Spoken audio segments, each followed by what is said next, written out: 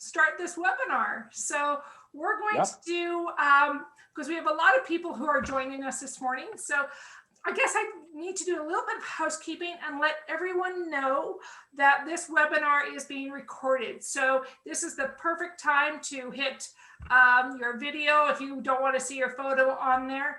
The reason being is that Ciao Tours has our own YouTube channel. We're putting all of our different guides, and we're really developing our YouTube video. You can see that by subscribing on with us, or on the Ciao Tours website is our new YouTube video. I would like to welcome right now all of our friends from Canada and from the USA, and of course from Italy and around the world. So we have the entire gamut of all the continents I think are going to be involved here today. So I guess before we continue, I guess I actually have to introduce myself. My name is Arlene Schro. And of course, the person who was admitting you, it was Laura, who's based over in Siena. So there's Laura right there. She's admitting you. Also on the webinar are all the ladies of Ciao Tours. So if all the ladies can just quickly say hello. We have people from Canada and Italy, part of the Ciao Tours team. Now, this is Ciao Tours' 23rd year in providing customized tours to Italy. And of course, Siena's being our home based. The sole reason why we're doing all these webinars on each Sunday morning, it is to support local businesses like agriturismos, and of course, our guides such as Bernardo and Roberto and Luca during this time of the pandemic. So that's the sole reason why we're doing this, is to support one another. Now, we're going to welcome you to today's webinar, which is going to be Michelangelo's David. And this is all brought to us by Bernardo. Bernardo, can you say hello to everyone as well, please? Because this is your day who's going to shine. Along with Bernardo, we have Roberto and also Luca, who you just said hello to. They're going to be helping Bernardo answer any questions that you may have on the chat. So within the chat, there's going to be a whole bunch of different things. There'll be some information from Lara and I, and also a time to you ask any of the questions. They will be answered in live time. So Bernardo, you're going to tell us everything about this incredible masterpiece called David. And for the next 90 minutes, I think you're going to tell us a little bit about Florence and a heck of a lot more about David. And it's going to be something that's going to be entertaining and enough that we all understand why he is so magnificent. So I'm going to stop talking and everything's going to be up to you, Bernardo. So thank you. And this is your show. That's it. Yes. First of all, good morning to everyone. I think there's someone of the guest who raised the hand. Oh, we will do everything through the chat line. Okay, perfect. Okay. First of all, good morning. Good morning for Canadians and Americans. Good afternoon for the Italians. My name is Bernardo, or if you prefer Bernie, that's easier. I'm the man who will try to entertain you in the next 1 hour and a half. And I really try to do, I mean, when we were talking with Arlene about 1 hour and a half about a statue, the people will be bored. The people won't stand me anymore after a while. I do hope to be able to catch your attention with not just the history or with just artistical information, but also with some personal anecdotes connected with David. There is more than once curious stories behind the scenes, and it's important, and above all with my passion. I'm an artist and I've been doing this one since 2003, and really after 18 years I've been doing this one, and it means that I've explained David something like every day. As my colleagues know, sometimes even 3 times a day, 3 tours a day, with including David, I am honestly not bored yet. I'm still in love with David. I have a lot of enthusiasm. It's my favorite masterpiece of art ever, even comparing with all the other spectacular things that are in Florence. So I hope that at the end of this 1 hour and a half, you will feel my passion for David. One practical information, if you have any kind of question, please type on chat and my colleagues Roberto and Luca will read, they will answer directly, or in case they will ask me. So Roberto and Luca, maybe when you realize I am in pause of some of the talking or jumping from one subject to another, you will stop me and ask me if there is some answer that needs a longer answer than the one you can type. Okay? That's just technical between us. Okay. David. I'll start to say that David is physically now in a museum called Accademia. And Roberto, in a while, is going to show you exactly where is the place. Someone of you has already been to Florence, so maybe you have seen David physically. The Accademia is not exactly in the area that we call the center, meaning with the word the center, the main squares, Piazza del Duomo and Piazza della Signoria. However, it's really a quarter of a mile from the cathedral and half of a mile from Palazzo Vecchio. So it's within a walking distance from the most famous things. Let's say it's about 5 minutes from the cathedral, 10 minutes from Palazzo Vecchio. And by the way, it's very close to the place where the bus stops. So the tourists who come as a group really have the Accademia 1 minute beside where they drop off the bus. David is there even though was moved there later. The Accademia, it's a museum which really owes its popularity to David. Nowadays, the Accademia is the number 11, museum of the world by number of tickets sold. It's the number 2 museum of Italy by number of tickets sold. Of course, this is before pandemic. To give you an idea of what does it mean, those numbers, the Uffizi, which is the first museum of Italy for number of tickets sold approximately 3.5 million tickets per year. The Accademia sold approximately 2.3 million tickets per year. And I mean, I'm not including in the ranking the museums which are outdoor, like Colosseum or Pompeii Archaeological Site. But what I really like to emphasize as the first thing of all of this webinar is that whenever you go to museums, could be the Uffizi, the Louvre, the Metropolitan, National Gallery, whatever, it's hard to say, I'm going only for that. Believe me, in the Accademia, the people go because of David. This is the entrance of the museum. And by the way, you can see these are pictures that I took that shows the line. If you also show the next one, you see the people all along the building, in spite of the fact that you can rebook, there is anyway hours and hours to wait to get in. At a certain time, I helped the university in doing a research as a volunteer. We asked the people who get into the Accademia why they were going there. The 100% of the people answer to see David.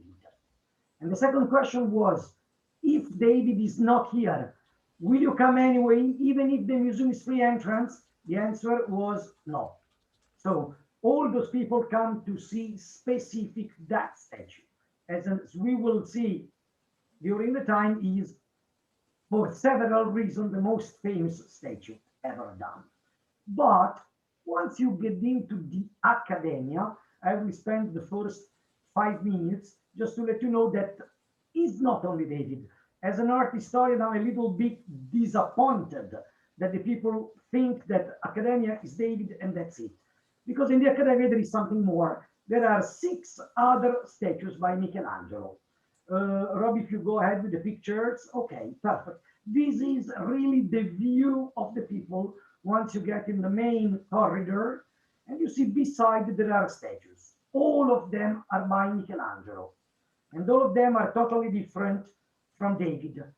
These statues are called the prisoners, I prigioni, or the slaves, gli schiavi. In a while, we will see them one by one. What I like that you know what catches in a while people attention is that they are unfinished. And they were left unfinished intentionally on a purpose, not because of a lacking of time. I can even tell you that they are finished. This is exactly what Michelangelo likes to do. Michelangelo, for its time, is a visionary who said, give me a block of marble and I will make it alive. He said, I know that into every block of marble there is a statue that already exists there. My mission is to set him free. It's to help the statue to emerge from its marble cage. And Roberto, if you can go for a while on San Matteo by Michelangelo, there are those statues are the prisoners. They are part of a collection that Michelangelo made for the Pope Julius II. But there is one that is not technically this one of the prisoners, however, is probably the most iconic. It's a statue of Saint Matthew that Michelangelo made for the cathedral, but as we know, Michelangelo usually, like the most of the sculptures, started to sculpt the block by dedicating himself to the front view, which in this case was particularly significant because the statue was intended for a niche and therefore essentially visible only from the front. So you really perceive the effort of Saint Matthew in trying to emerge.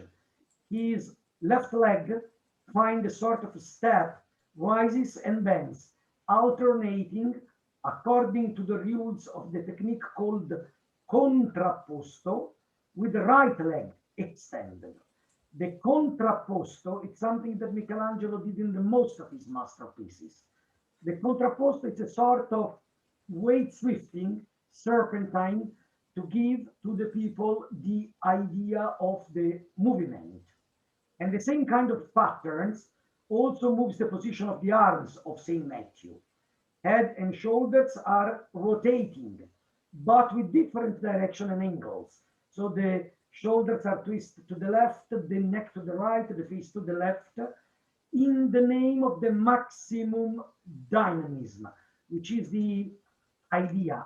And even though this is not one of the prisoners, conceptually is shown together with the prisoners, because it seems like the prisoners in their unfinished state, I can say, show an extraordinary energy.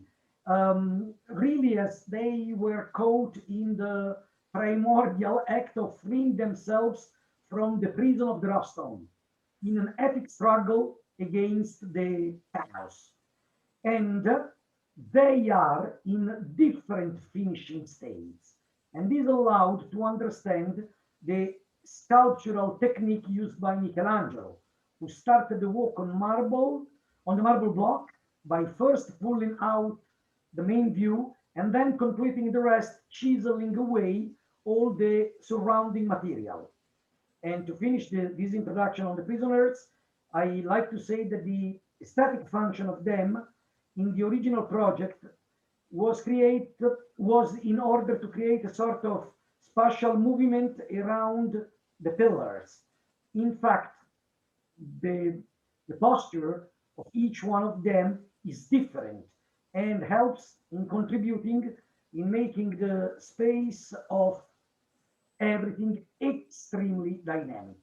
They were thought to be shown not in this museum. If you go a few pictures ahead, Roberto, there is the project of the tomb. They were made for the tomb of the Pope Julius II. So it's after this one, if I'm not wrong.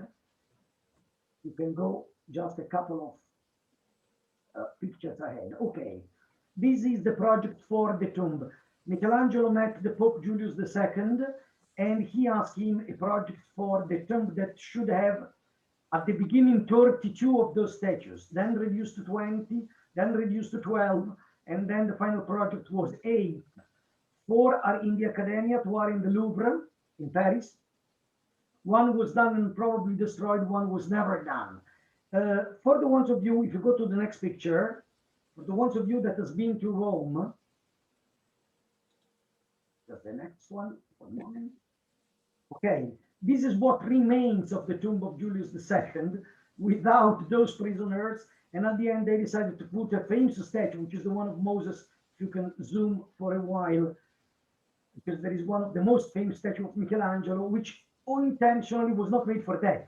So for them, for that funeral monument were intended the prisoners, but then several problems, they were not paid, the heirs of the Pope dislike. At the end of the story, the Medici got them, and for the Pope was made another thing. This is to give an idea of the project. Now I will show you briefly the 4 prisoners. So Roberto, if you can go back to Atlas. Okay, sorry, thank you. 1 step back. When the Medici got them, at the beginning they were shown in the Buontalenti Grotto in the Boboli Gardens, which is a wonderful environment because you see how it seems that they match the grotto, the cave itself. They were not made for that, they were made for that tomb. And especially more than ever is the next one, where you see the bearded one, next picture. Yeah, just give me a second, please. Take your time. Okay. Imagine how really it seems made for that, even though it was not. In this grotto, there were water games, fire. So imagine how spectacular was the environment. Now, sorry, Roberto, I'm asking you to jump back for a while to Atlas, and I will let you know something briefly about them. Consider that they are the first, no, not the first, one of the first things that Michelangelo did after David. So chronologically, they were made after, but in the museum, you find them before.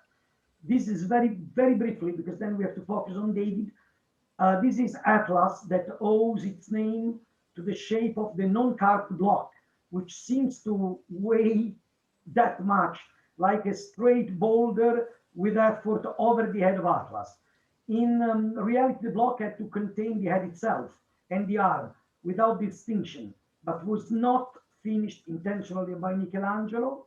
The legs are spread apart and bent, one arm is suspended, and all the other muscles are in tension, really to show the effort in lifting that heavy weight that hangs over the shoulders. In this position, even more than in the other prisoners, the sense of the energy which is compressed, ready to explode, is evident. The other ones in chronological order is the awakening slave, so perfect, which is another one of the very famous, that's a man figure that emerged from the marble. The face is barely perceived, rough in the features. The torso is more finished with the outline of the arms and legs, included right one that is bent at the angle, which is vehemently trying to get out of the block. Once again, correspondence between the position of the legs and the arm on the same side. That gives the rhythm of movement, and the final result, it's a composition with tension and dynamicity, with a sense of the effort in doing that. The third one is the young slave, which is slightly bent knees and bearing once again like a force coming from his back. The left arm is raised to cover the face, the right arm is behind the back, held the sort of chain that is not that visible in the photo. Is one of the most complete figure of the group, and shows a clear definition in legs, torso, and arms. If you see from the first to the last one, each one is a little bit more finished than the one before. And this is intentionally done so we can understand the technique that Michelangelo used. Let's say that for the first that I showed you, he spent something like 12 weeks. For the second, he spent 14, 15 weeks. For this one, 17, 18. And for the last one, is the most finished. Sorry, is the reverse. For the first, he spent, for Atlas, he spent almost 20 weeks. Then 2 weeks later, the last one we are going to show you, the next, which is the Bird Slave, is the most finished. And for that one, can you go to the Bird Slave, Roberto, who got the name from the Carlier? For this one, Michelangelo spent 12 weeks only. So I did in the reverse order, but imagine that is intentionally done to show, to let everyone understand the process of making a statue. There is a wonderful muscular torso that twists, showing, by the way, a deep knowledge of anatomy that is typical of every Michelangelo's work. The legs are slightly bent. Anyway, the whole surface retains traces of the different chisels and scarpers used by Michelangelo. Said that, there is a last one, the Pieta Palestrina, if you can go on that. So all those statues are in the same museum where is David. By the way, this is a picture I love. This is a study. If you go back for the, sorry, Roberta, if you please, exactly. This is a wonderful study, a sketch of Raphael about the prisoners, about St. Matthew. Then the last one of this folder is the Pieta Palestrina. This is the fourth Pieta that Michelangelo left unfinished, but in this case, not intentionally, simply because he was getting blind and he didn't have the effort and the strength to go on. Consider that when Michelangelo is working on his last Pietas, this one and the one in Milan, I'm talking of a man who was 80 years old. 80 years old at that time, when the average of the length of the human life was about 60 for the rich, healthy, wealthy people and 40 for the other ones. Really, it's like to be 110 nowadays. So he was almost blind, not the strong anymore. So now we know that probably of this statue did only the legs and the rest was made by the students. That explain also a sort of misproportion, because if you take a look, the torso and the right arm, left for you that see, are definitely too big for the legs. But for sure, it's Michelangelo's idea, because as you can see in this one, is exactly the same position that he chose for one of the figures of the Last Judgment in the Sistine Chapel. This is what's before David. I mean, what you find physically before David. Now let's start to talk of our masterpiece. And imagine that when Michelangelo got the commission of David, Michelangelo was not exactly the most famous artist. Now, Roberto, I'm asking you to go on the PowerPoint. Michelangelo, before David, had done just few statues. Go to the next page. Thank you. It's possible. Okay, perfect. No, sorry, to the third page. My mistake. Okay. Consider that Florence at that time is in a particular moment of its life. The Medici are the lord rulers of the city, were chased away from Florence. Either the unfortunate Peter the Vain, the son of Lawrence the Magnificent, was chased away from the city in 1494. Then came Savonarola, who, died excommunicated by the Pope. And a man called Pier Soderini, that is the one you see on the left, got the power as Confaloniere, the new mayor, supported by the rich family. And indirectly, this man will be very important for our story, because even though David was commissioned by the Opera del Duomo, which is the people who are behind the making of the cathedral, is a Soderini who as I wrote, you will have a key role in transforming David from a religious symbol into a republican symbol. I can even say the key commission is not correct. If you go ahead for a while on the next page of the PowerPoint, the people who asked David to Michelangelo is the Opera del Duomo, the Cathedral Foundation Club.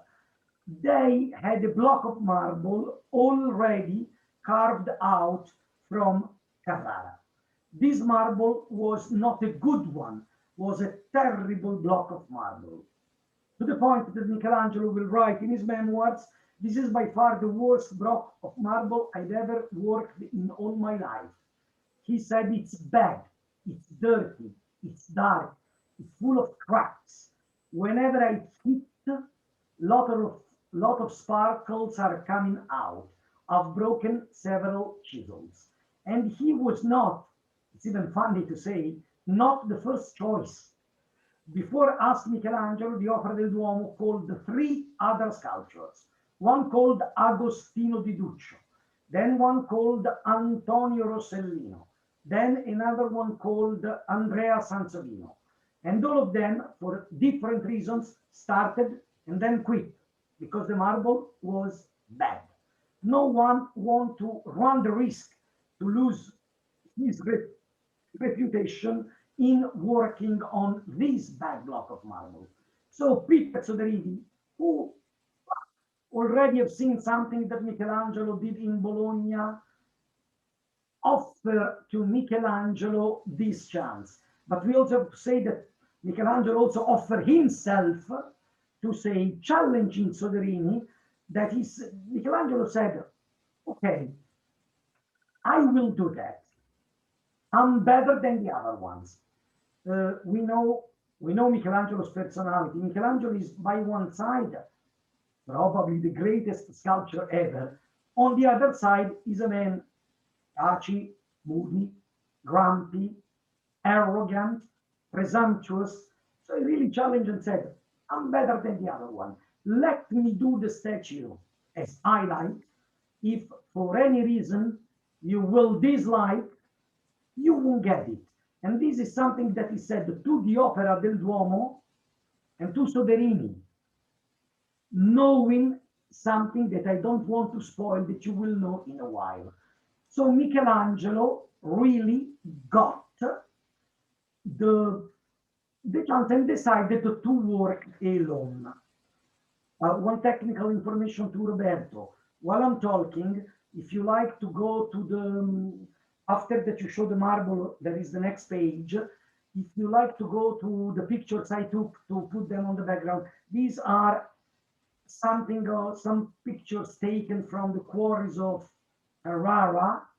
And then Roberto, if you can go to the it's not possible while on this. Okay, well, let's do this one. Let's show the last page of this one. Then I prepare to show you the other pictures I took. These are pictures of Carrara's quarries. To give you an idea, if you take a look on the pictures on the left, on the background there is a bulldozer. Can you show the bulldozer? And so you have an idea how small is the bulldozer and how big is the quarry around. These are the Carrara quarries, and beside you have the Seravezza quarries that are a little bit smaller. The marble of David is not exactly a Carrara marble, is a Seravezza marble.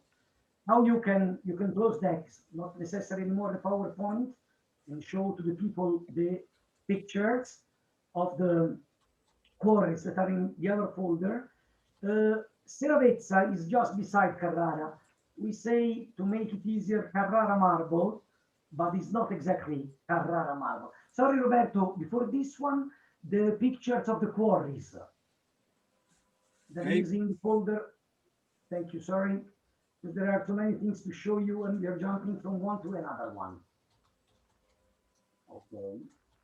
Okay, just give me a second, please. So these we keep these, we keep this, and I'll look for it. Okay.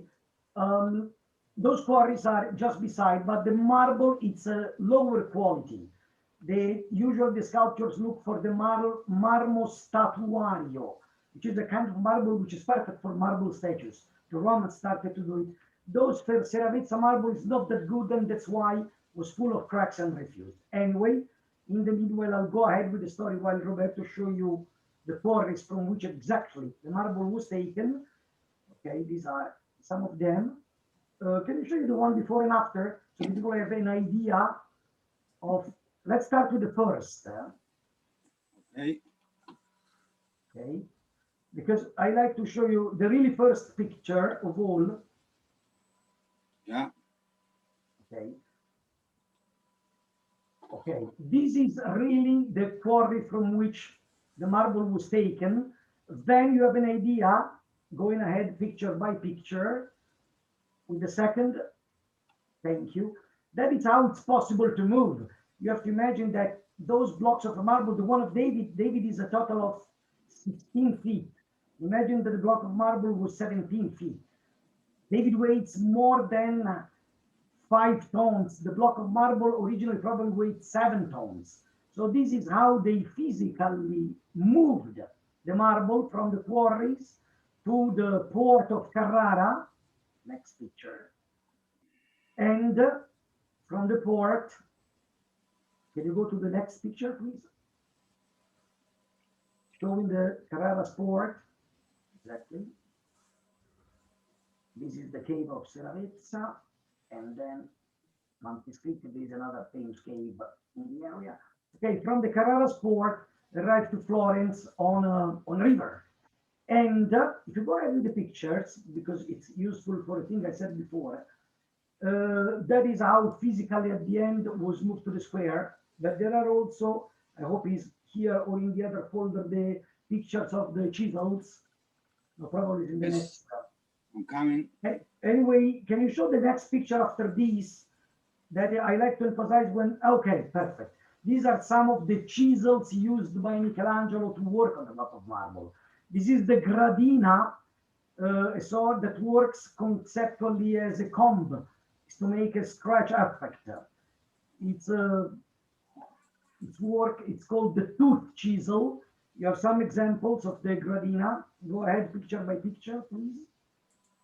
Okay, that's another kind of gradina. Then you can see the rounded one. Then you see what we usually mean when we say chisel. I put pictures of old ones. There are 4 or 5, maybe show them in a row. You have an idea that really Michelangelo worked with those things physically. And also with the last one, which is a sort of arc drill, which is used to work for some little details. So I'm going back to the story. So Michelangelo got the challenge, said, I will do it, but because he didn't want to be bothered by any supervisor, said, let me work alone. I'm better even than your supervisors. A possible supervisor could be Leonardo da Vinci, could be some other of the sculptors. He said, I'll do everything on my own. So to avoid that anyone can disturb, he built physically a wooden box around David. So Roberto, you can show the other pictures. And he worked inside so that no one can go and see what he was doing. He signed a contract with the Opera del Duomo that was countersigned by Peter Soderin de Gonfaloniere on the day August 15, 1501. 1 month was spent to decide what to do, how to work. He physically started to carve the statue in September 1501. After something like, these are pictures, sorry, I say to you, are pictures that I personally took in the academia. Are more than 50 pictures that I took last June that are going in the background in the loop while I'm talking. I hope you will appreciate. I like them because I personally did them together with a colleague of mine. So Michelangelo physically worked in this cage. No one can see what he was doing. Then he, before to reveal the statue to everyone, called Peter Soderini and showed the statue to him. Peter Soderini was shocked. He said, wow, this is by far the most beautiful I'd ever seen in all my life. It's spectacular. However, there is a little detail, just one, that I don't like. The nose. The nose is too long. If you maybe zoom a little bit the nose, honestly, I don't think so. Probably no one of us thinks that the nose is too long. But this is what he said. So Michelangelo, very smart, said, really, my lord? I'm sorry to contradict you. I don't think so, but it doesn't matter. You are the one who paid. I work for you. I'll fix the nose. Michelangelo climbed up the scaffoldings, folding the chisel into the right hand and nothing into the left hand. With the left hand, he got from his pocket some marble dust. He pretended to hit with the chisel on the nose of David, pretended he didn't do anything, let the marble dust falling down, and from the ground, Peter Soderini said, I told you, now it's perfect.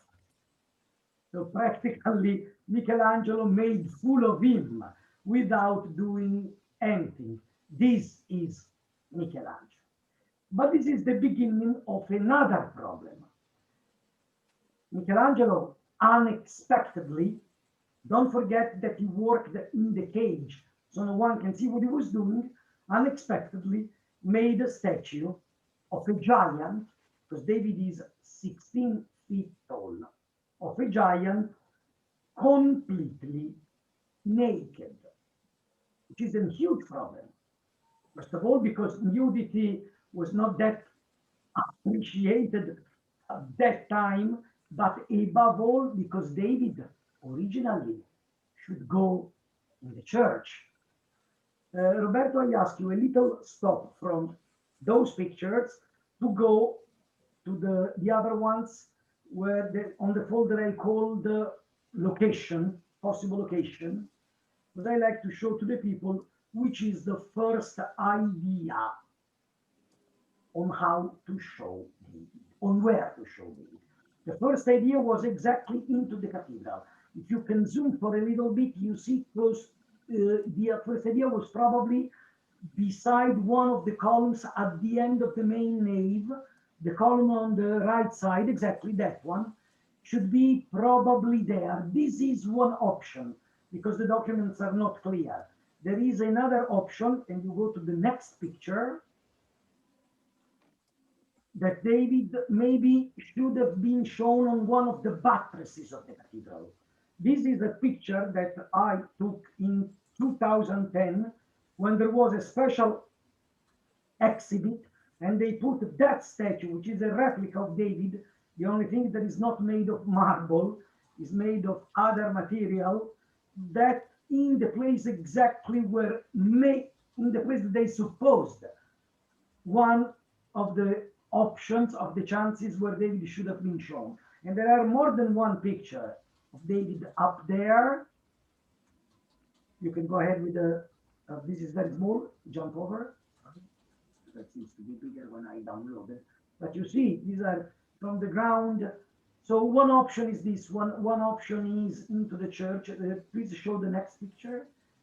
Anyway, this was considered inconvenient. A big white naked giant in a church. The Opera del Duomo was on the point to refuse the statue because, okay, it's a spectacular, but not there. And that comes Peter Soderini, the man I mentioned before, the gonfaloniere, who said, okay, if you don't think it's convenient for a church, I will get David and we will show David in the main square of Florence. Please go to the next picture. This is a collage. This is not a real picture. It's a Photoshop. But this is one of the options. But before I go ahead, you have to know what's behind. Peter Soderini wanted to show David in the square as a symbol of the Republican virtues. David was made for the church. David is inspired by the hero of the Bible, but was transformed by a religious symbol in a civic pride. Probably the most of you know the story of David. Philosophically, there is an important concept. The story of David is this one. David is a young shepherd who's going to the battlefield to bring some food to his brother, who is one of the warriors of the Jewish army. And he realized that the Jewish warrior refused to fight against the Philistines because there was Goliath, a giant, a big man who already killed the most of the Jewish warrior. So David challenged them and said, which kind of man are you? You have to think that you are not you versus Goliath. It's God who is behind us, who will help us.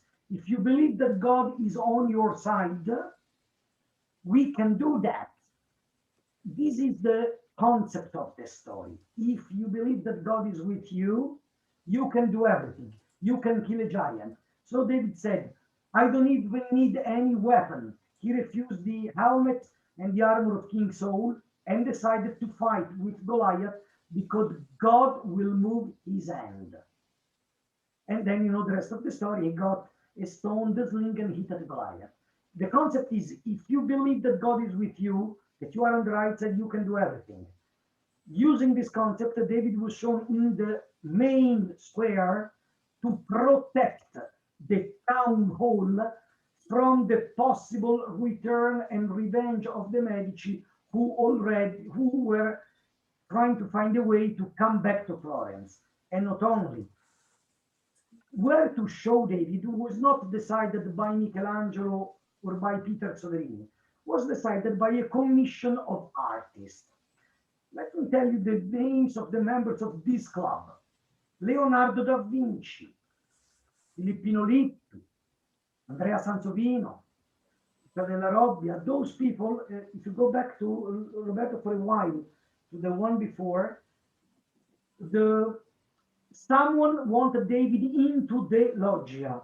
In that place, once again, this is a Photoshop, but this is the idea of Leonardo, to show David there, to the point that Leonardo, now Roberto, if you go to the next picture, did a sketch, a study of his David. And then you see on the next picture sketch, you see that Leonardo didn't emphasize that much the tension of the muscles. The David by Leonardo is a little bit softer. And his idea is to put him there, but the majority of the commission choose the place that is the one chosen at the end, just beside the entrance. And not only, David is facing to the south, because the enemy come from the south, because it's where the Medici cardinals who were planning how to be back to Florence were living, for sure with the help of the army of the Pope. So this is where, if you go to the next picture, at the end of the story, it's where David was shown in the square. And this changed that much. You see, this is a view of the loggia where David should have been, while it was put at the end. This is the same loggia seen from the eyes of the replica of David, where nowadays in the square there is the copy of David. There should be the original. These are a couple of sketches, if you show to the next one, of Michelangelo about studies that he did for the muscles of David. Anyway, David was in the square, and this is how David arrived in the square. And now you can stop on this one and show once again one of the museums. David was in the square outside from 1504 to 1873. When at last they realized the square was not a safe place, not a safe place. I'm sure that you have in mind Palazzo Vecchio. You can see on this painting, the city hall of Florence looks like a castle, like a fortress. So it means it has to be defended. There were not quiet times. There were times of riots, uproars, revolutions. So people climbed up the walls to try to get in. The one inside, to defend themselves, threw down lances, arrows, hot oil, because they also have on the boil, on the top floor, cauldron of hot oil. So throwing that down, they were not precise pieces of furniture. And in 1527, someone by mistake hit the left arm of David, which was highly damaged. Then you have to imagine going ahead with the history, weathering, fire, pollution, someone who attacked with weapons. So at last, in 1873, they realized that it's time to move David inside the museum, where David is. When David was outside, consider that the perception of what does it mean nudity changed throughout the centuries. And I've chosen some of the pictures. Can you go ahead, Robbie? This is where David is today. I don't know if I put in here or in the other folder. No, sorry, this is where David is. So, sorry, where David was and where now is the copy, the replica. The one you see outside is a copy, while the statues of the square are all original. So they decided to put David there. And only in 1873, David was moved to the museum. Not even in the museum, it's in a safe place, because if you go to the last picture, we can show the people that inside the museum on the day 14th of September 1991, a crazy man called Pietro Palestrina jumped over the protection of David and hit it with a hammer and seriously damaged the big toe of the left foot. I think it's the next picture. Is it, Roberto? Actually, no. Just No. give me a second, please. It's No, not. it will probably is in the other photo. Anyway, in a while you will see also the picture of the damage. This is to let you know that David is still looking for a place where to rest in peace. To rest, not rest in peace, sorry, where to stay quiet after all that time. Now that I briefly gave you the history, let's go on the main point. Why David is so special, and above all, what David is doing. Now I'm sharing my screen. Okay, so I'm not in a while. First, I will let you know, excuse me, I was jumping ahead, thinking of what I have to show you, but first I have to tell you another thing of the story. Roberto, can you open the folder of the Statue Antiche? Okay. Yeah. Michelangelo, who had to represent the young shepherd, said, no, this is not what I like. I like to do the most beautiful statue ever done. So the subject represented, the character should be a little bit different. And he was strongly inspired by the Greeks and the Romans, because he said, you know that the first who did naked statues were Greeks and Romans. They said there is only one kind of body, which is beautiful. And that is the most beautiful body possible to be represented, the body of the athlete. The athletes who used to play, run, wrestle, fight, and swim in the Olympics completely naked. I put there some pictures. The first was a javelin thrower. This is a boxer wrestling. This is a torso of an athlete. The fourth is, I don't know what I put, the Scobulus by Myro. The fifth is the people who fight, so wrestlers. So the point is that the Greeks and the Romans, who first did naked statues, choose for subject the best body possible, which is the one of the athletes who fought naked. So David is, let's stop on this, exactly on this one for a while. They have chosen that kind of bodies. Michelangelo, who's an artist of the Renaissance, that means rebirth of Greek and Roman culture, decided to do the statue inspired by the Greeks and the Romans naked. If you have in mind David, and for a while you pretend not to know that this David, that looks like a Greek god, I can tell you it's Jupiter or Apollos or Mercury. There's nothing that reminds us David knowing the story that David is a young shepherd, 8 years old. By the way, David, Michelangelo's David, is not circumcised as David should be, because it's a standard of beauty. It's not the real thing. This is the concept of Renaissance. I like to open little brackets. It's not only the choice of Michelangelo, it's the choice of all the artists of the Renaissance to represent the beauty and not the real thing. Imagine how many times you have seen Jesus, and you always have seen Jesus represented by those painters, tall, blonde hair, blue eyes, pale skin. That is the Swedish Jesus, not the real Jesus, who was born in Palestine and probably was short, dark skin, dark hair, dark eyes. But they didn't like an ugly Jesus, so they invented the Jesus which is a standard of beauty. And the same is for David. They didn't like to represent David as it was, and by the way, as several artists of the Renaissance had represented before. Michelangelo wanted to show the most beautiful body possible for the most beautiful statue possible, and so the choice is the body of an athlete. This one looks like a Greek god and looks like an athlete. Not only what David is doing exactly now, I'm going to share my screen for a while.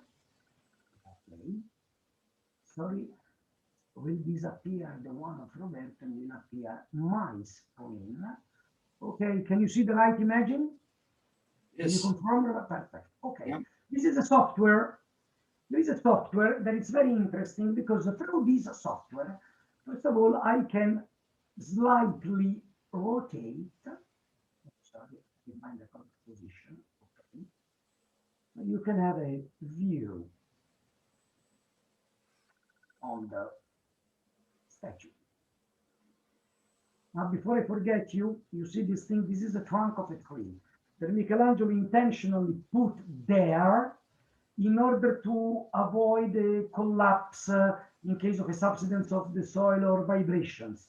It's one piece with the statue. David is one piece. Okay, so you see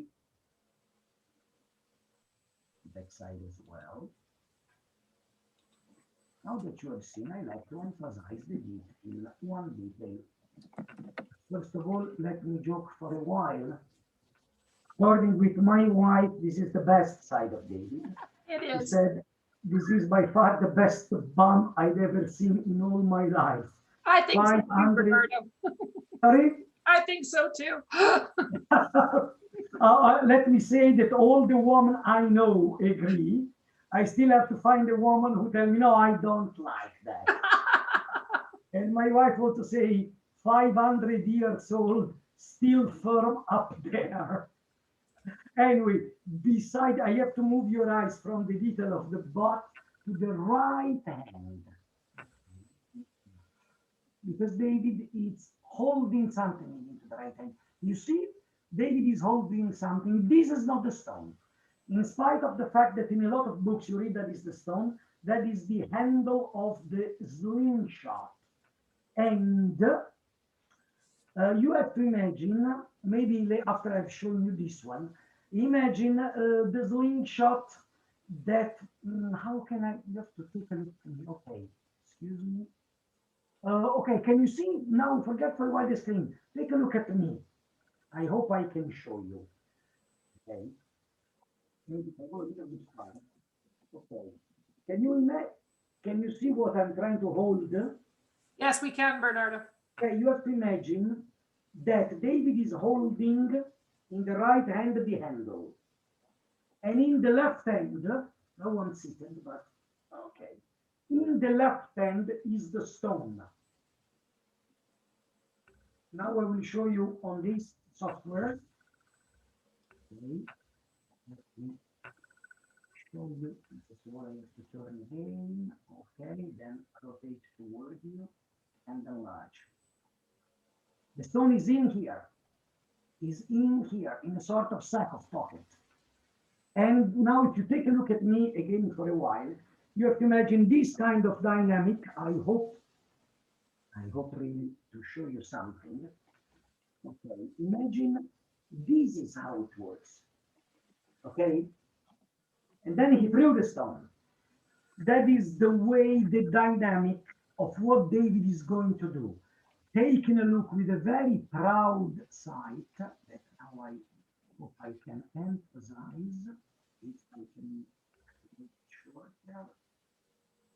And then you have already seen on the picture for sure, but unfortunately enlarge only the detail. No, I'm not able to do it. Anyway, you have seen on the real pictures how proud is the sight of someone who is waiting for the battle. David is represented in the moment before the fight, not after as usual. Sizing Goliath to decide the strategy for the battle. A little jump back. Roberto, now you can share your screen again. Show, going back to the old statues. I showed you before to the folder of the old statues. We showed you some of the naked athletes, but there is one statue that more than any other one inspired Michelangelo. And this is the statue of the Doriforo by Polyclet. This is a famous statue. You see how somehow similar is the position to the one of David. Position of the legs, the knees, the left hand of the right hand. And if you go to the next,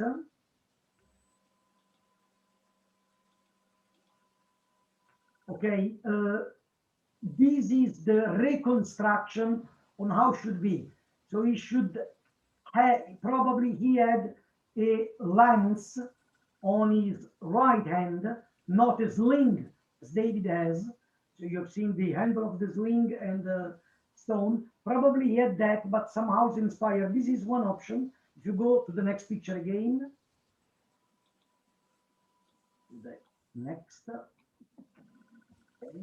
This is a picture on how can be. Someone else say that he can have a slingshot on the other hand. Last picture. There is another. You see two possible options on how this statue would think. In one of them, you see that he's holding a sling in the left hand. Of course, we don't know because that part is lost. And if you go to the last one, okay. Polyclet, excuse me, Roberto, I know I'll make you crazy. Can you now, no, it's okay to stay on Leonardo, but I ask you, can you please go open the PDF? Over there? The PDF. Yeah. The file PDF. Yeah. Because I found Yeah, something just a that second. was not possible. Today, I don't know why it's slower than usual. For some reason, it takes Anyway, like if you 2 can open in times. the manual, I'll go ahead. Polyclet, okay, perfect. Not this page, the fourth page when it's talking of the golden section. 3, no, ahead again, one more. Okay, perfect. Polyclet is the Greek sculptor who set a canon, a standard, which is called the canon by Polyclet, that says more or less that the head of the body should be 1/8 of the height. So he theorized a perfect proportion in between every single part of the body and the height of the body. So the head should be 1/8, the face should be 1/9, the foot should be 1/7, the hand should be 1/9, the bust should be 3/8, the legs a half, and the forearm 1/4. And everything is built to be also in according with the rule of the golden section, which is one of the basics of buildings, of building temples and palaces. For instance, the Parthenon, it's built according to the golden section. This is to let you know that the Greeks, when they decided how to represent a body, in order to make it perfect, follow this canon. Leonardo da Vinci, few years before Michelangelo, applied the same kind of canon on this famous sketch that is in one of its codex. Now, physically, this is in the gallery of the Academy of Venezia. It's called the Vitruvian Man. If you go on the next picture, it's shown even better.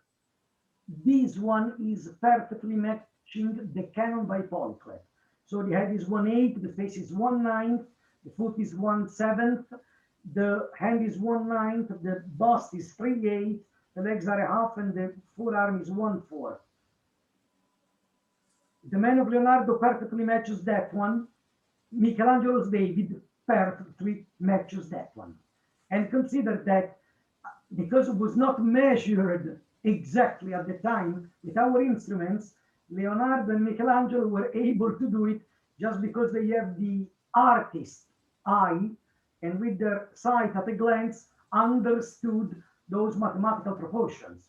It's curious that measuring perfectly after 2000 years, it's perfectly matching. So this is the source of inspiration for Michelangelo. Nowadays, David is for sure the most famous statue ever done. It's the symbol of Florence, it's the symbol of Italy, it's the symbol of Renaissance. People come to Florence to see David. And I was surprised to realize how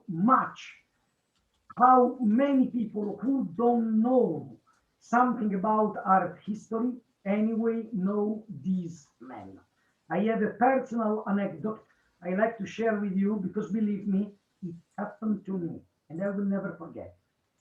In July 2006, I was in Malaysia for holidays. My driver, nice man but not very well cultured, asked me, "Hey, Bernie, where you from?" And I said, smiling, "From Florence." And he told me, "Where is Florence?" By the way, spectacular detail of the hand of David. Excuse me, a little break. You see on this picture how Michelangelo perfectly knew anatomy, how is represented the tension, and you imagine the blood flowing through the veins. By the way, the right hand is in tension because he's holding the handle of the slingshot, and because it's below the heart, it's blood pressure, and you imagine the veins. Then you will see the upper hand of the left hand is above the heart level, and so being above, there is no or less blood pressure, and you don't see the veins. By the way, this one is holding something, so it's contracted, more blood. The other one is just supporting it relaxed. But I'll go ahead with the anecdote. So, and he asked me, "Where is Florence?" I said, "Italy." And then he said, "Oh, wow, Italy. What a beautiful country. I love Italy." And I say, "Oh, thank you. Have you been there?" And he said, "No." And so I asked, "Okay, why you know Italy? Why you love Italy?" And he said, "Because of soccer and because of pizza." By the way, was the year we won the World Cup final. So that's why he knew Italy, soccer and pizza. And I told him, "Okay, but besides soccer and pizza, I imagine you know that Italy is famous in the world because of art. My hometown is famous because of art. It's the place where David is." And he said, "David? No, I don't know him." And I say, "Oh, he's the most famous masterpiece of art. I'm sure you know him." I showed to him a picture of David I had with me. He got the picture and said, "Ah, you should have said it before. I know this man very well. I don't know his name, but the statue is famous." Imagine I was surprised because if you know the name, if you know the statue, you know the name. It's impossible to find someone, you show to him a picture of the Statue of Liberty and someone say, "Oh, I know the statue, but I don't know the name." Or you show the Mona Lisa, "I know this one, but I don't know the name." When you know the statue, you know the name. So I asked him to explain what does it mean that he knew the statue and not the name. He said, "It's because the statue I saw every day on TV." TV? David on TV on Malaysia? Yes, the statue of the famous advertising. And he was right, because at the time there was a famous advertising spot by Sony, sorry, by Levi's, where you see David, who is wearing, they put a pair of blue jeans on David and said, even David wears Levi's jeans that are better, by the way, this one, better than Calvin Klein jeans. It passed a few months and Calvin Klein made the comparative advertising, and so they show David taking off the blue jeans and wearing Calvin Klein underwears. These are two crazy examples, but what I really like to emphasize, my driver didn't know Florence, didn't know Italy, didn't know Michelangelo. However, he knew David because of advertising. So David is a testimonial of several brands. Thank you, Roberto, to go on this one. If you go from the first picture, here I put several examples on how David was used for advertising. Let's start with the number one. Yeah. It takes. You see, I understood. Okay. Yeah, and by the way, I started with a very sad one because this is an advertising by Armalite, which is a producers of gun and weapons. And by the way, it's so sad what they wrote. The AR-50A1, it's a work of art. In my humble opinion, it's horrible, but that's a personal opinion. The point is that this was used for advertising by producers of weapons. Go to the next. By Calvin Klein. Go by Levi's. By Samsung. This is advertising of a washing machine. Then by Michelin. This is a local advertising of an Argentinian restaurant. They put on David the uniform of the Argentinian national soccer team. Then, once again, this one of the, put it twice. This is the advertising I like more than any other one. The Italians read what's written there. For the non-Italians, this is another official advertising of our Minister of Culture. That says, se non lo visiti, lo portiamo via. That means if you don't come to Italy to visit, we bring it away. And we put David somewhere. Sorry, I'm getting closer to read. It's interesting. No, let's go back to that one, Roberto. Was also written, in Italy, they've always been waiting for you, the greatest masterpieces of art ever. Come and visit them. This is, in my humble opinion, smart advertising. If you don't come and visit to see David, we bring it away. That's a good point. That's a good point. And come to Italy, where are the greatest masterpieces of art ever. So you have something like, you have a short time to come.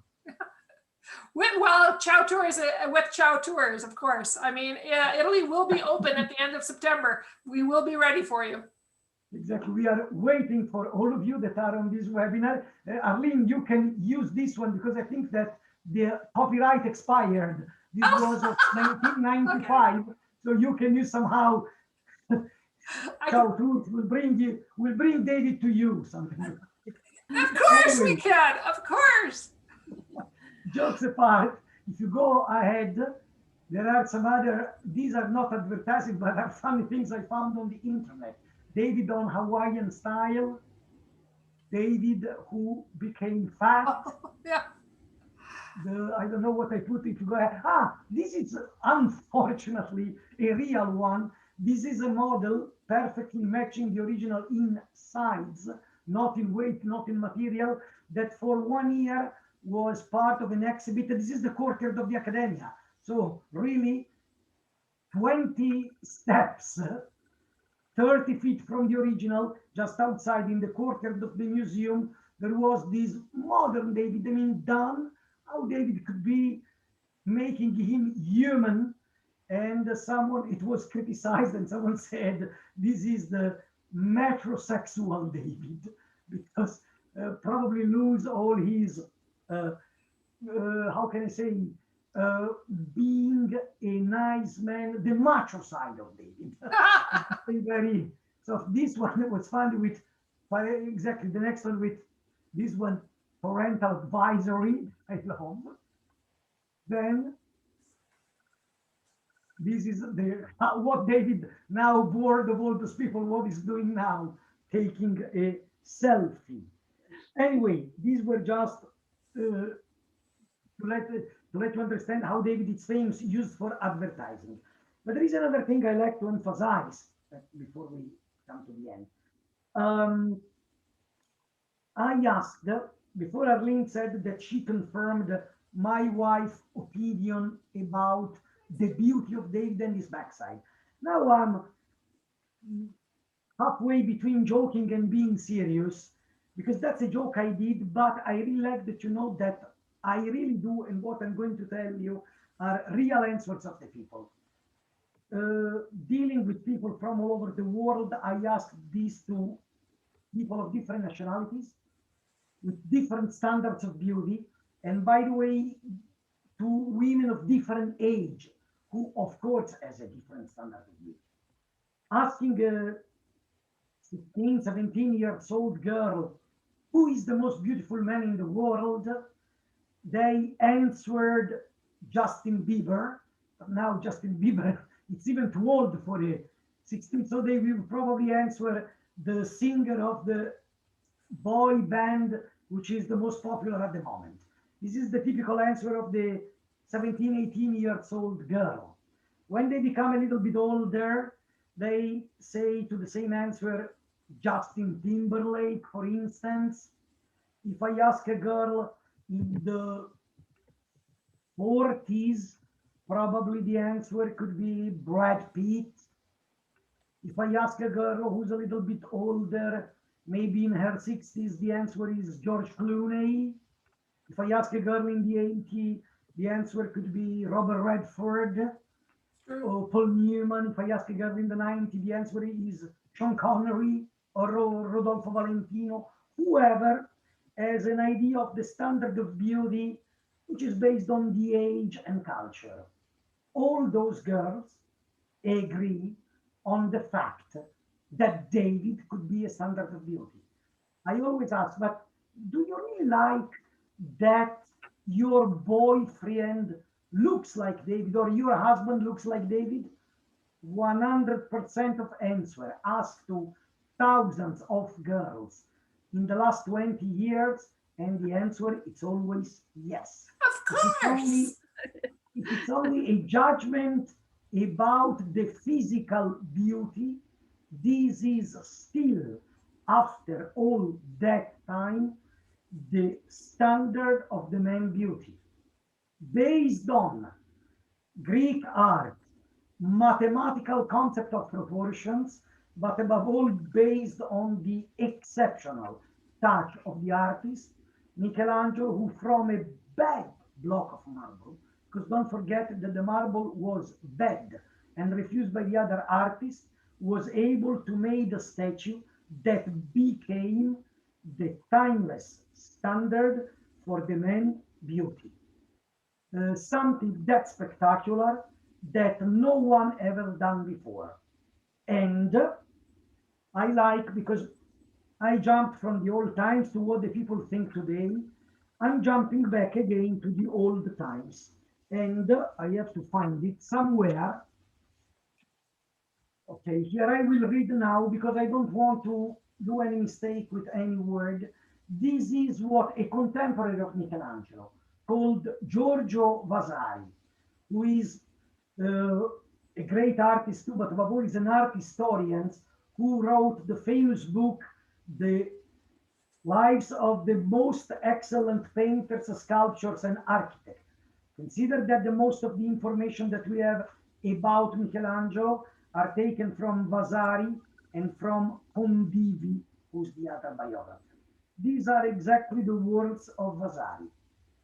When all was finished, it cannot be denied that this work has carried off the palm from all other statues, modern or ancient, Greek or Latin.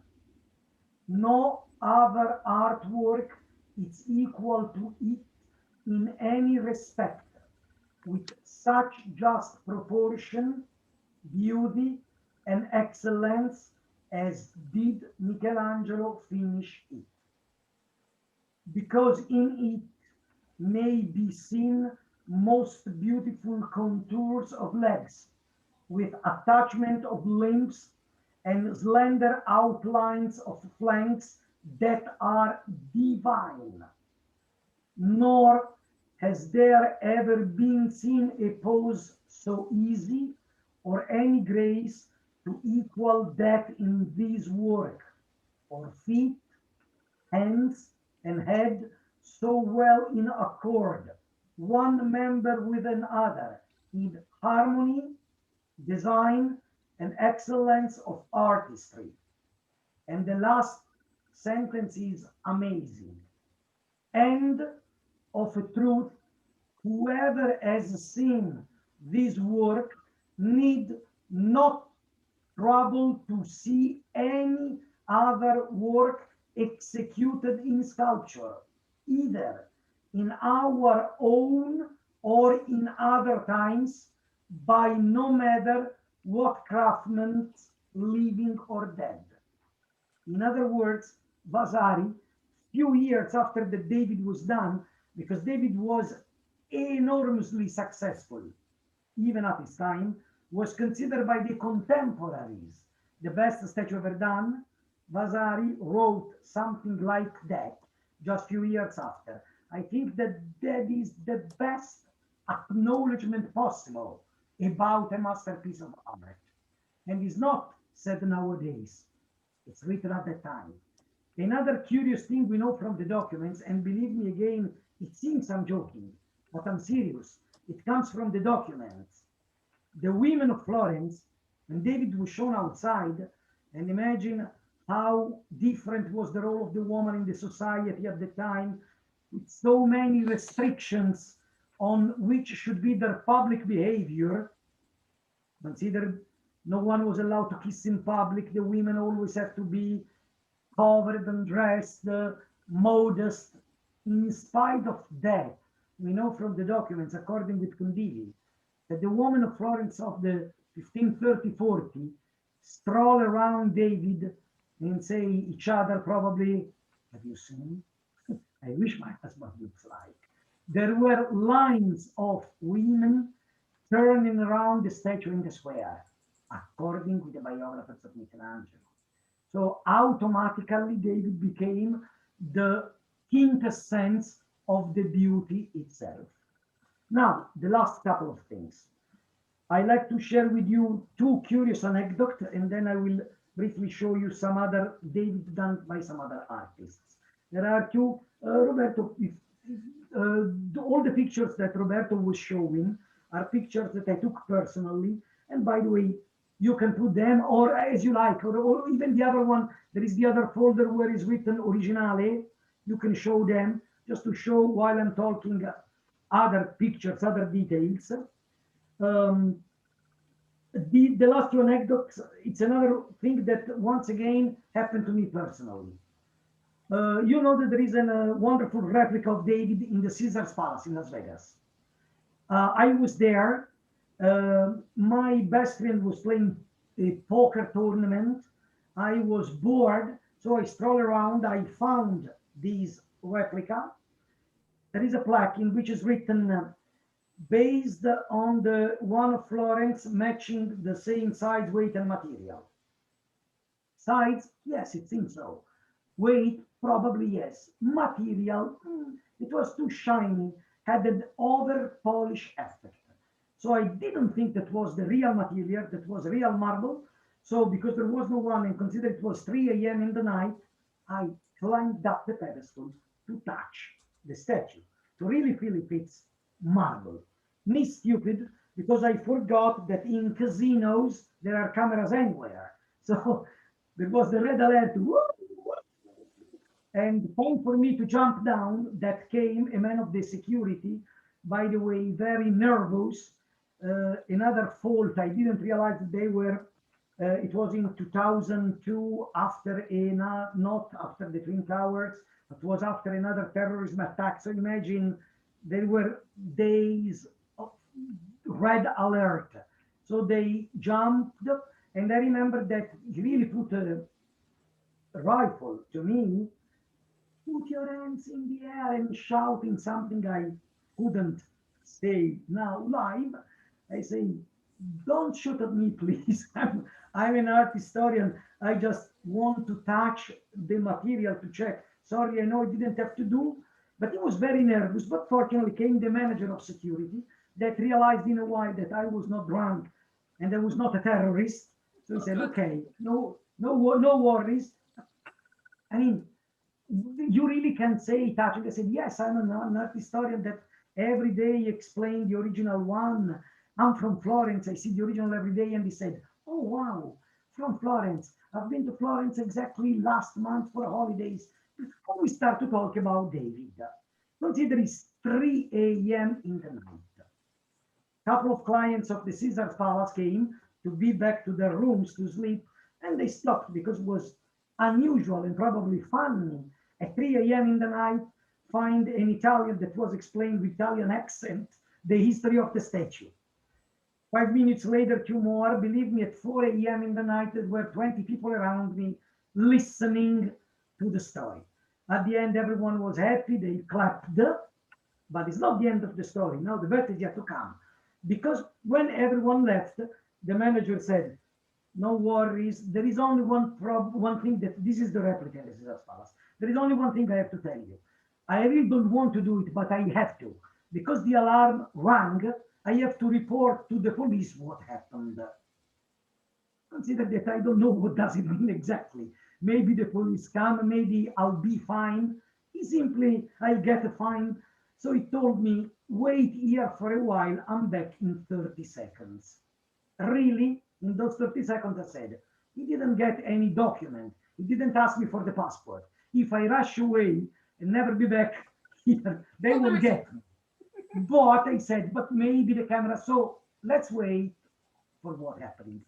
He came. He was very smart because in 1 minute, he organized a wonderful job. First, he came with a paper that he didn't show to me. He just showed the logo of the Caesar's Palace and then the one of the police. And I don't know, not even what was it. This is the report I have to give to the police. They say, really, you have to do it? Then he said, no, this is a joke. He crushed that paper and gave me an envelope. This is the ticket of the fine you have to pay. I opened, and inside there was, I'm serious, a voucher for a free meal in their high-level restaurant, the one of the chef Joël Rubichon. I mean, the voucher was for a dinner of the value of $300 US. Oh my God! You, huh? It is a way to say thank you, because indirectly, after you make the alarm ring, you enjoyed the 30 people of the Caesar's Palace who probably think that this was organized by the Caesar's Palace for them, for their pleasure. That was one of the shows. So this is my way to say thank you. And I once again said, all the positive things happen thanks to David. That is true. Absolutely. Everything that's positive happened is because of David. Okay. Don't you agree, Laura? Yes. I So will what choose, a wonderful story, Bernardo, as usual. I have a last great. curiosity to share with you. The idea that David is a sort of symbol of beauty is not just an idea of mine, and it's not just an idea of the artists, of the art historians. There is someone that counts more than us, the American Space Agency, the NASA, that in 1991 sent, you remember, the Voyager, a space probe in the space, and they decided to put into the Voyager 10 things with this clear idea. If they exist, the extraterrestrial, they will find the Voyager, and they have to understand how does it work life on Earth. So it's an art point. They have to choose 10 things to describe life on Earth to the extraterrestrial. if they exist. So who probably have totally different codes and canon of communicating. Anyway, this is what the engineers of the NASA have chosen to explain life on Earth. Number one, they put inside some water, because water is life. And on Earth, it doesn't exist life without water. Number two, a rock, a stone, that is for Earth itself. Number three, a lighter, that is for fire. Number four, the model of an horse, that is for animals. Number five, a dollar, which is for money, and consider on the $1 note there is a face of George Washington, so it's also for history. Then they put some music of Mozart. Then they put a model of a Ferrari, a small Ferrari. Ferrari is the idea to try to explain the excellence of human manufacturing. And by the way, it's a car, how we move. Then they put a cell phone. That means how we talk. And also information technology because of the software behind the cell phone. Item number 10 to explain life on Earth. It's a small statue of David, like a souvenir that you can buy at any vendor outside. You know why David? As Ada said, because it's the most beautiful example of the ability of a man in art. And imagine what does it mean? They can choose in between 7,000 years of art history. They can put a graffiti of the grotto of the primitives. They can put the Parthenon or the Colosseum or Mona Lisa or a painting by Caravaggio or Van Gogh or something modern by Andy Warhol. And if you have to choose one, just imagine they can put a church, the model of a church, one masterpiece of art to show the human art in all art history. In their opinion, the best example is David. On the other side, I have to tell you that the NASA loves Italy because on the Voyager they put David, and on the Apollo 1, the first mission on the moon, for the moon, not the one who didn't land, they put a picture of the Man of Leonardo. You remember the Vitruvian Man, the one I showed you before? Because both are symbol of the human being itself because of their perfect proportions. So it's not just an idea of art. The NASA had chosen David and the Man of Leonardo as example of art and human being, instead of putting a picture of a man, an unknown man, David and the Man of Leonardo. Wow. On my side, I said, if the extraterrestrial exists, maybe they imagine that all us human looks like David. That I wish to look like David, but maybe they will have a wrong idea on what the humans are. Then, here there are some pictures of the restoration of David. This is one of the restorers, Cinzia Parronchi and Elena Pucci, the two women who physically worked on David. And while Roberto is showing, if it's not that complicated, Roberto, some of the pictures of the restoration, this is the picture of the restoration of the copy. But any other one, I don't know if you can show the pictures of the restoration of the statue. There are wonderful pictures. The only thing is that he has to get out because these are not JPEG files, are web pages. So for each one, he has to get in and to get out. Anyway, you will see them. I'll tell you that David was cleaned and restored several times. Last time was in 2004, and it's a date not chosen by chance, because 2004 is the 500-year anniversary of the making of David. And it's interesting that you know that David was cleaned using only 5 things. Some water added with oxygen, which is a cleaning agent, but no other chemical soap, not to damage the statue. By the way, this is wonderful and gives you also the idea of the sizes of the statue. Then they used so water added with oxygen, but no other chemicals. A soft leather, the leather of the fawn. And I'm sad to think that they killed Bambi, but anyway, is the softest leather possible, not to scratch. Then they used a paper called Japanese paper, which is made of rice and salt to get the dropless water and to absorb the humidity. And two things that are funny, they used 10,000 Q-tips, cotton buds. Oh, That is not to scratch. And then at the end was done a statue. They used those 10,000 Q-tips to make a replica of David. And then they used simply rubber, pencil eraser that perfectly works on marble to remove signs of dust and pollution. And the main of the restoration was paid by a club, which is called the Friends of Florence Foundation. Not by chance, the name is in English, because members of this club are mainly Americans, Canadians, Australians, and British. They supported, the people who joined this club are in love with Florence, and they supported the cleaning of David and several other masterpieces of art.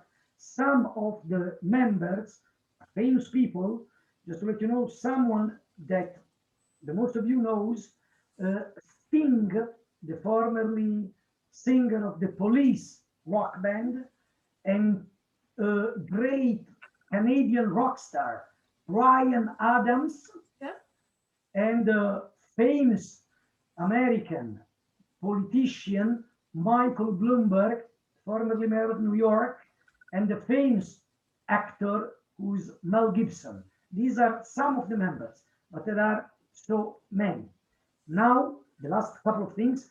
Yesterday I spent some time once again to show you how David is famous. I like to very quickly show you replicas of David that are all over the world. Takes just a couple of minutes, and then I will compare David with other Davids done. Like really, the last 3-4 minutes. If you can go on that, because wherever I go, beside the one of the Caesar's Palace, wherever I go, I find replicas of David. Some of them I've seen personally. Let's go to the first of all, starting with the one in Florence. I think that they are okay. Okay, perfect. This is the replica which is in Piazza della Signoria, put there to replace the original. The second is the replica which is on Piazzale Michelangelo in Florence. This one and the next as well. This is made of bronze and was made by an excellent sculptor of the 1800s, Pio Fedi. I didn't say the one in Piazza della Signoria was made by Luigi Arrighetti, who was the director of the Accademia when they moved David inside. Then we have one in Rome. The next one is in a palace of Rome. All the replicas, by the way, the most of them are in 1900s. This is in Milan, in Piazza San Babila. The next one, can you, because I don't remember it, maybe Roberto, you can read. Okay, this is in Marseille, in France. Sorry, I'm getting closer. Okay, this is in France, in Marseille. The next one is in Cannes. Wonderful view on the, this is a palace on the promenade. This is Copenhagen in Denmark. The next one is, let's go ahead, in before it was in Duisburg, and then in Cologne, and it's based on the one I showed you that formerly was in our museum. Then this is in Antwerp, in Belgium. This is in Moscow, in the State Museum of Art, the Pushkin Museum, and a wonderful museum.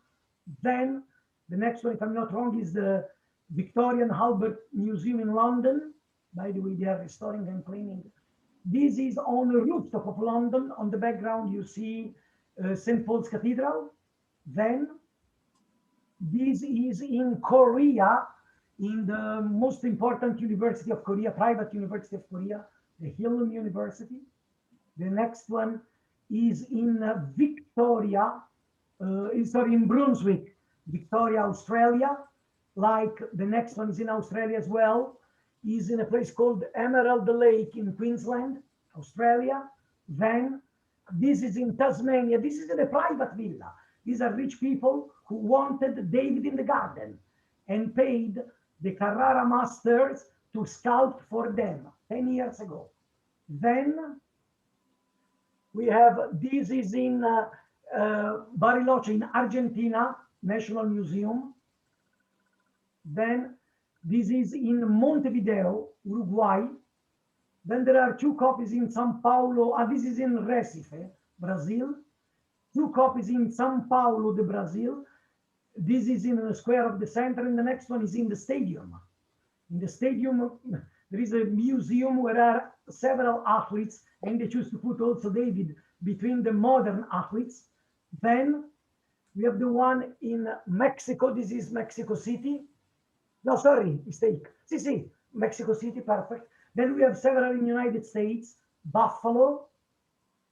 Then, this is wonderful. It's in the Philadelphia Museum of Art. And the man who's posing like David is David Lynch. Remember the director of Twin Peaks? That it's David Lynch doing David.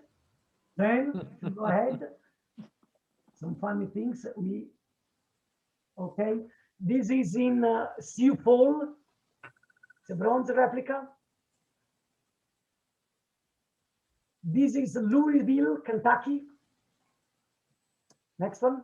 This is this is wonderful. Unfortunately, now it's in a private collection. Is a David made of leather, wearing a leather jacket. Was in a gay bar in San Francisco, and then someone bought, and it's a private collection. A friend of mine have seen, it's spectacular. It's all made of leather, and it's the real size of David, 16 feet tall. This is the famous one in the Caesar's Palace. This is in St. Augustine, by the way, the oldest city of United States of America.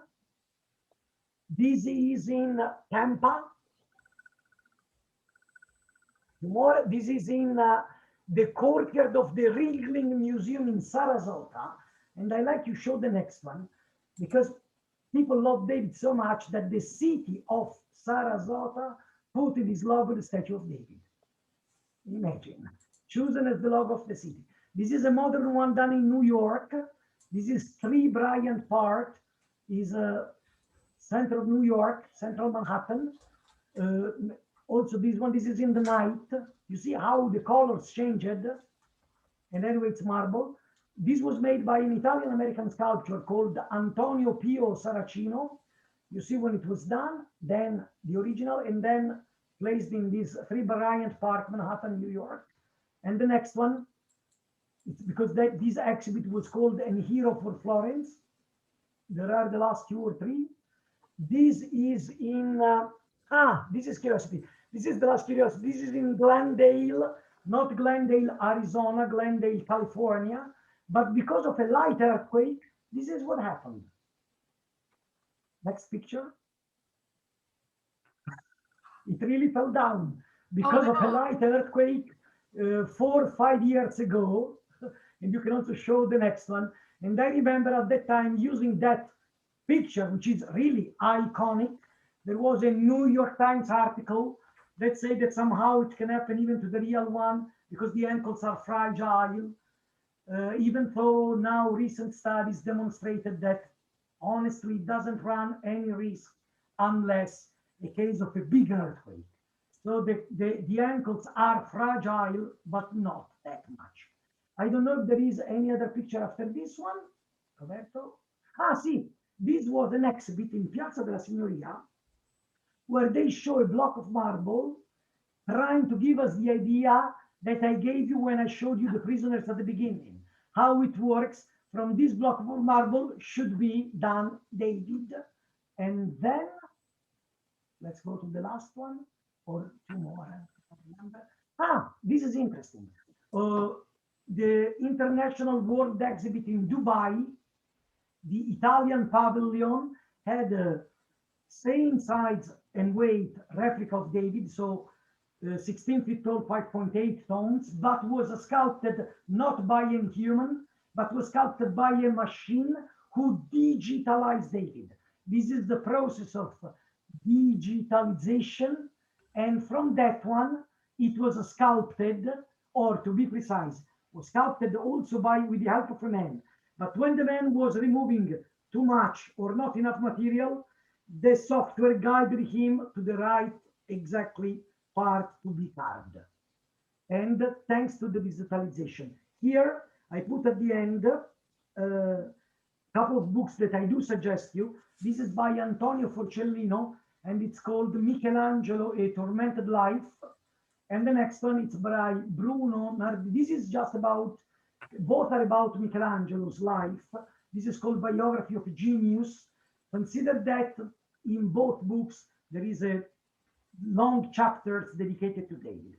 Then I like to show you, you will see on my screen now, I'm trying to put it closer to the camera. No, oh my God.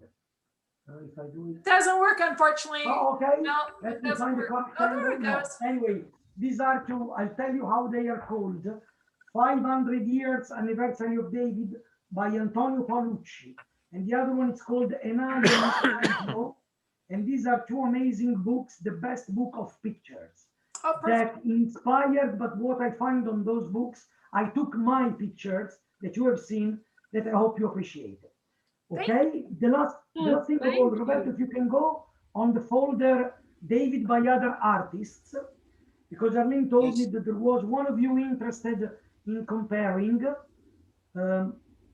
I will compare briefly Michelangelo's David with David done by others.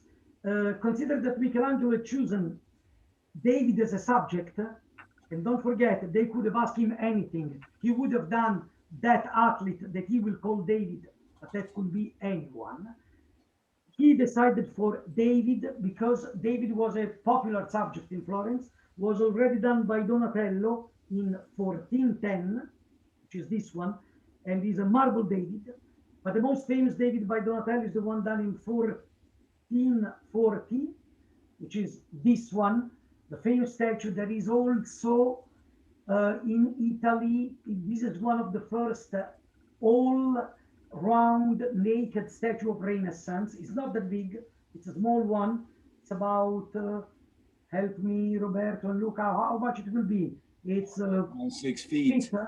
6 feet, 70 centimeters, less than 1 meter, correct? Yes. It's something like 3 feet. The Michelangelo's one is 16, made of bronze, so it's casted. You can go ahead with the pictures. There are some curiosities on this one. This is with the red background, but if you go to the next one, recently was restored and came out some traces of golden leaves. So they say that probably no, let's go to that one, Roberto, to the one with the golden leaves. Probably this is Photoshop, but probably this is how Donatello did it. So with those parts covered with golden leaves that now are lost, but they found traces of the golden leaves. And based on this idea that someone knew that there were golden leaves, go to the next.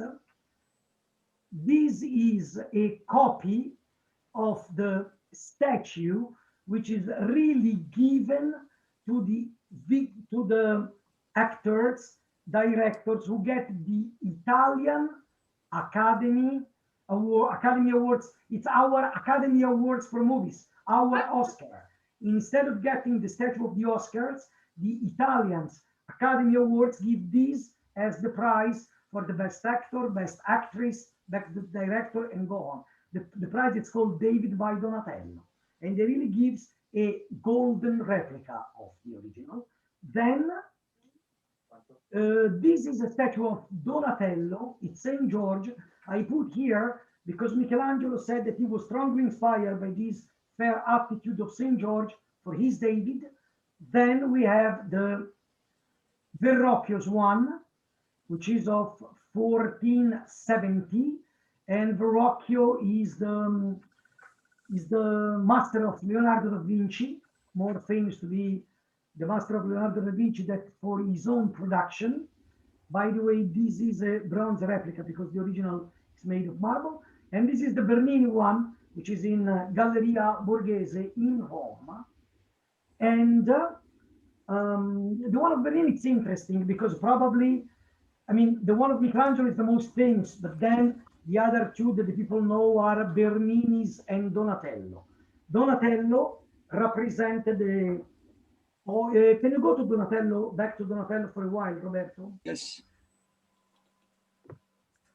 Donatello decided to represent a teenager. This makes sense according with the age. Represented victorious after the fight because he had a sword.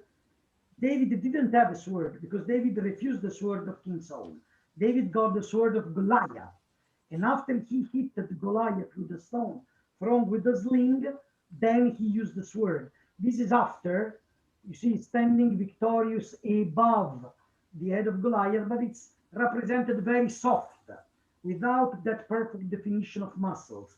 With a technique that if it's a painting, I would say is like Leonardo's chiaroscuro, while Michelangelo emphasized the muscles. And the Bernini, who did it, the last one, now if you go back to Bernini, emphasize another thing. Bernini did a sort of psychological portrait. If you can enlarge the face of Bernini's David, you really see someone who's perfectly concentrated in this big effort to throw with a different dynamic, because this dynamic of the Bernini's David is to throw the sling, to throw the stone using the sling from the lower part, while the one of Michelangelo used the upper part. But in spite of that, you see how this is a psychological portrait of someone who's well concentrated in the effort with the tension of all the muscles for what he's going to do, but not just the muscles of arms, abdominals, and legs, the muscles of the face. And also this one have such a concentrated, someone say angry or mad. I prefer to say concentrated, but at the same time, fair sight. Don't forget to put the things into the real context if existed. David is a shepherd who has to fight with the giant who killed all the Jewish and knows that he will succeed because believe that God is behind you. However, until it's done, I perfectly understand this mixture between being fair and brave in doing that, and on the other side, the fear. If it doesn't succeed, in a while, Goliath will kill me. So Bernini was a genius in representing this psychological portrait. And also, for sure, Bernini was has been familiar with the writings of Leonardo da Vinci about how to represent this. Because in his, Leonardo wrote a treatise on painting, where he deals with exactly the question how to portray a figure that is throwing something. And again, I will read exactly the words of Leonardo. Leonardo said, this is Leonardo da Vinci. While Roberto, please don't zoom so that they can see the whole figure and they can really see how Bernini works, having in mind the theory of Leonardo and how this theory was applied. Leonardo said, if you represent a throwing figure, and the first thing you have to show is to begin if you represent the throwing figure beginning the motion, then the inner side of the outstretched foot will be in line with the chest and will bring the opposite shoulder over the foot on which his weight rests. That is, the right foot will be under his weight and the left shoulder will be above the tip of the right foot. This is exactly how Leonardo described that a throwing figure should be portrayed. Bernini for sure had that in mind, for sure had in mind other dynamic statue, but was not inspired that much by the one of Michelangelo, not even by the one of Donatello, who are mainly static. The Bernini statue, it's giving us the idea of movement, what Michelangelo researched after David. David is mainly static. After he did the prisoners, the unfinished to give the idea of the movement. And all the statues of the late Renaissance, above all the mannerism, if you have in mind the rape of the Sabines, are statues that emphasize the movement. Bernini, who came 120 years or even more after Michelangelo, decided to emphasize this side of the psychological portrait and of the movement more than the pure beauty, which is the engine that moved Michelangelo. This could be the end. I hope you survived and you stayed me for such a long time. Now, if I imagine that my colleagues answered on chat, Yes. if you have any other question, something that is not clear, Roberto, can you show that Photoshop I did with Bernardo, people want to know the names of the books. Of the books. Yes. Okay. Yes. See, the books are Michelangelo, A Tormented Life by Antonio Forcellino. So Michelangelo, A Tormented Life by Antonio Forcellino, both in English, of course. I mean, Italian writer, but the books are translated in English. Then the other one is Bruno Nardini, The Biography of a Genius. You can find both on the Amazon, and they're not that expensive. Our books that are around $15 each. Then, okay, this is Michelangelo, A Tormented Life. And the other one is, if you show the next one, is Forcellino, sorry, Bruno Nardini, Biography of a Genius. Then the other I suggested for picture are, one it's called David 500-year anniversary, but because it's in Italian, you have to find it under 500 anni di David. And the second is Enaio Michelangelo. These are amazing for pictures, but not because of what is written. Are just those books to show open on a shelf of your when you show the books, because it's really wonderful to see the picture, but there's nothing special on them. These ones are wonderful for the story. I was inspired by several things I read there. Roberto, I asked you the last table. Can you show to the people, it's in the folder of David by other artists, the Photoshop I make with the 5 different Davids? It's the first picture of the folder David by other Yes, I found it. Yeah. There are other, okay, this one gives you the idea also of the sizes. I called 5 Davids, 3 boys, a giant, and to joke, and the madman. But this is the real proportion of the sizes. So you can have an idea how the one of Michelangelo is a giant compared with the other 4. Perfect.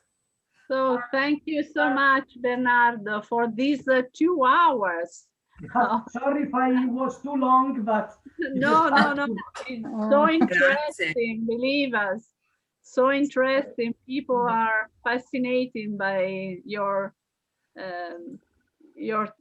tales. So about the history, about the comparison among all these copies that, believe, as Bernardo told us, come to Florence and see the original one.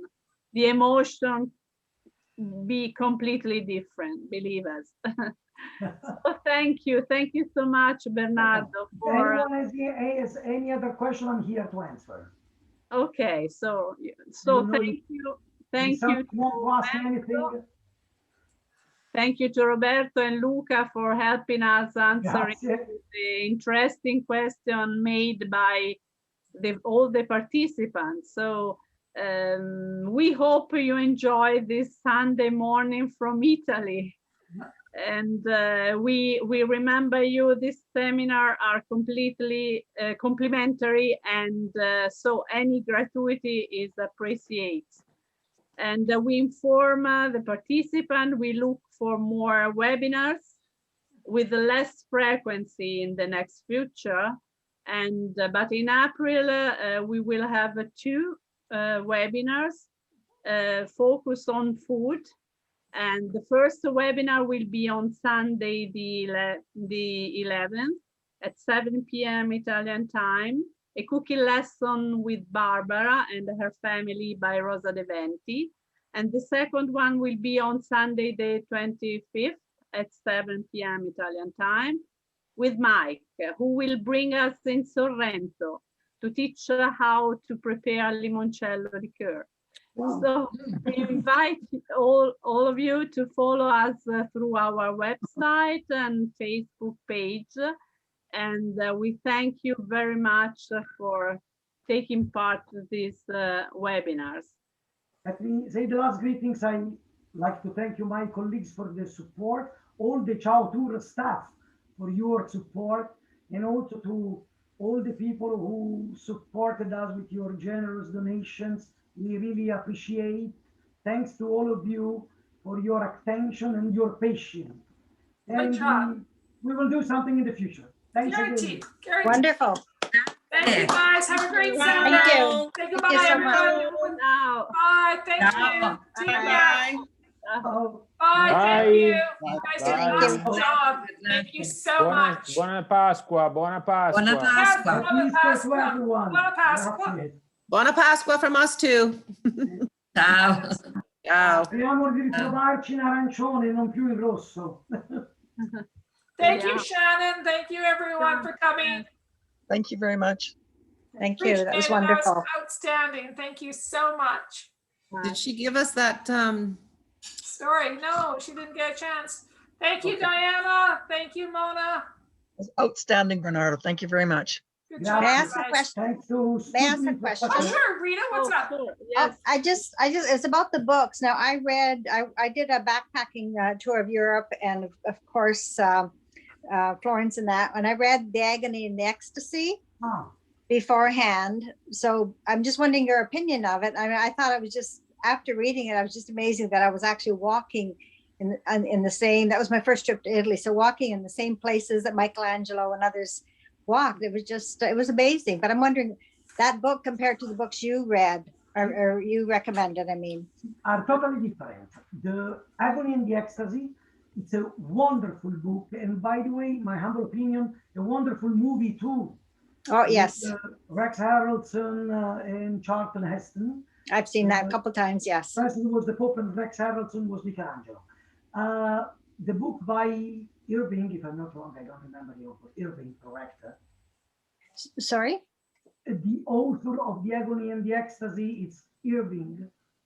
Anyway, Yes. doesn't matter. Irving Stone? A wonderful book, but compared with the two I suggested you, it's more a fiction. I mean, it's not Okay, absolutely completely a fiction, but there are several parts that are fictions. While the two books I suggested you are two biographies, the two biographies based both only on documents, without any speculation, without any fiction part, however, are not boring as some of the biographies can be. Are two books very easy to read. The Okay. one of Forcellino, by the way, a few years ago, when it was published, the Italian version, got even a prize as the best book in Italy about art. And it's Okay. wonderful. It's a little bit more complicated. I mean, because it's a little bit more accurate. The other one by Nardini, it's a little bit more simple, to the point that is studied, for instance, in high schools. So it's a book, the second, it's a book written mainly for high school students or not that complicated. But not even the second is. So I say up to you. If you like to read something that it's a little bit easier and faster, read the second. But if you really want to know information written by an extraordinary writer, get the first. I'll probably get both. Shannon, perfect. Shannon would like to talk to us as well. Shannon. Yeah. Okay. Am I on? Yeah, you sure are, sweetie. See? Okay, so just first of all, Arlene, she booked us, me and my friend, a trip in Italy in 2018 in October, September. Was a magnificent trip, absolutely magnificent. Looked after everything we needed.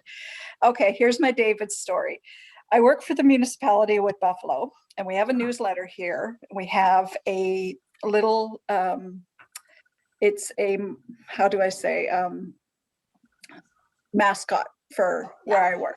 He's a little buffalo, and everybody that is an employee gets a little stress ball, and it's a little buffalo. So they say, just for team building, when you travel, take your little woody buffalo with you and take a picture of him somewhere on your trip. So Woody went everywhere with us in Italy, and everything that was on our bucket list got a picture of Woody. So when I got home, I had like 10 really good pictures of Woody in different areas of Italy. And one of them was with David. But because it's a family newsletter, I wasn't sure whether I should give them the full Monty or a edited version. So I held Woody up like this, and my friend took a picture of David with Woody hiding his Woody. Fantastic. And That's absolutely fantastic. And I provided that picture with 9 others to my newsletter. And I said, you pick, because I can't pick. They're all beautiful. So they picked the one of David to publish. Oh, wow. And underneath the little note that said Shannon and had traveled to Italy and took Woody with her, and they got to see David. Email Shannon if you want to see the unedited version without Woody. So many requests. Everyone wanted to see So the one. many. That's I was great. overwhelmed with I'm the famous. hundreds of emails. Send us the one without Woody. That's fantastic. Thank you very much. That's Thank you, awesome. Shannon. Thank Can you for confirm you sharing can imagine this how story many with us. girls, women I see every day taking pictures in certain kind of position with David, but really, really a lot of women do that. It's funny, and you know, they in a while it's on Facebook. It's something which is appreciated. Awesome. Yeah. Thank you guys. Have a great afternoon. Have a great evening. Have a great afternoon here in North America. Thanks so much for joining us. Thank you so much. Bye. Bye, thank you. Ciao. Ciao. Ciao. Bye.